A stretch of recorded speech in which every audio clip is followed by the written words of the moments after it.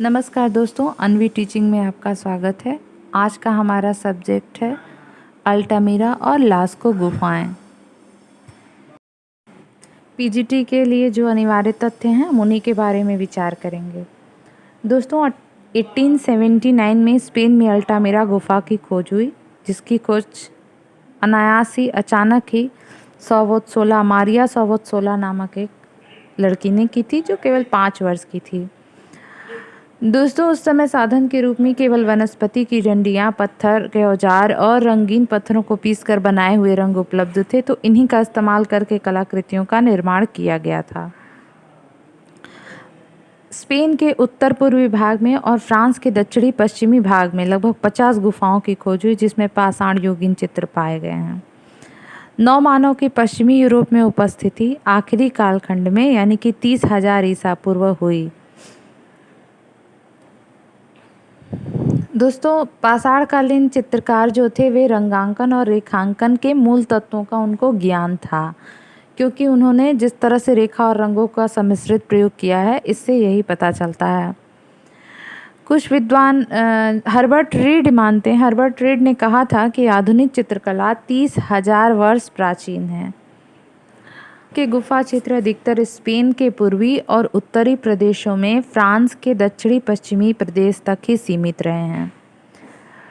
पूर्व स्पेन के लेवांटाइन प्रदेश में चित्रों में मानव और जानवरों की आकृतियां पाई गई हैं, जबकि उत्तरी स्पेन के अल्टामिरा गुफा में चित्रित जानवरों की जो आकृतियां हैं उसमें त्रिमिति का परिणाम दिखाया गया है और बाह्य रेखा का प्रयोग है। अल्टामिरा के जानवरों के चित्रों में कुछ विशेषताएं हैं। ये पर्याप्त मात्रा में प्राकृतिक हैं, नैसर्गिक हैं। इसमें जो रंग प्रयोग किए गए हैं वो भूरा, कत्थई, पीला और लाल हैं, जिनमें जानवरों की चर्बी मिलाए गए हैं, तथा काजल और कोयले का भी इसमें प्रयोग किया गया है। 1940 में फ्रांस में प्राप्त लास्को की गुफा, मतलब 1940 में लास्को की गुफा की खोज हुई है, जो फ्रांस में मिली हैं। लास्को गुफाएं ज़्यादातर सुरक्षित अवस्था में हैं, क्योंकि लगता है कि यह इनके प्रवेश द्वार ढक गए हैं और ये ज़मीन के अंदर हैं, इसलिए यह ज़्यादातर सुरक्षित हैं। लास्को की गुफाओं में एक मध्यवर्ती कक्ष है जिसे बैलों का वृहद कक्ष नाम कहा गया है। इसमें चित्रमालिका है, जिसमें 4 काले बैलों का कतार में चित्र है, जिसमें सबसे बड़ा बैल 18 फुट लंबा है, जिसके आगे लाल और काले रंगों में चित्रित छोटे घोड़ों के समूह हैं, और बीच में कुछ अन्य मार्ग भी हैं जिसमें हिरण, गैंडा वगैरह जानवरों के चित्र भी बनाए गए हैं। हमारे वीडियो अच्छे लगते हैं तो प्लीज़ लाइक, सब्सक्राइब और कमेंट ज़रूर करें। कमेंट के थ्रू हमें बताएं कि हम इसमें क्या सुधार कर सकते हैं। आइए आगे बढ़ते हैं। जो लास्को की गुफा है, इसमें सबसे इम्पॉर्टेंट बात है कि इसमें बारहसिंघा का कोई महत्वपूर्ण चित्र नहीं मिलता है, जबकि उस समय वहाँ गुफा निवासियों का बारहसिंघा मुख्य भोजन था।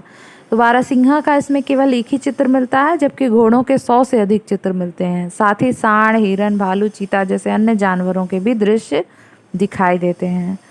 तो ये कुछ जानकारी, इम्पॉर्टेंट जानकारी थी लास्को और अल्टामिरा गुफाओं के बारे में। आइए इनके बारे में कुछ जो पिछले वर्ष में आए हुए क्वेश्चन आंसर हैं उनको भी हम थोड़ा सा सॉल्व कर लेते हैं। तो पहला क्वेश्चन है, अल्टामिरा गुफा कहाँ स्थित है? तो हमने पहले ही बताया कि यह स्पेन में स्थित है। इसमें जो चित्रकारी की गई है वो चारकोल और हेमेटाइट से की गई है।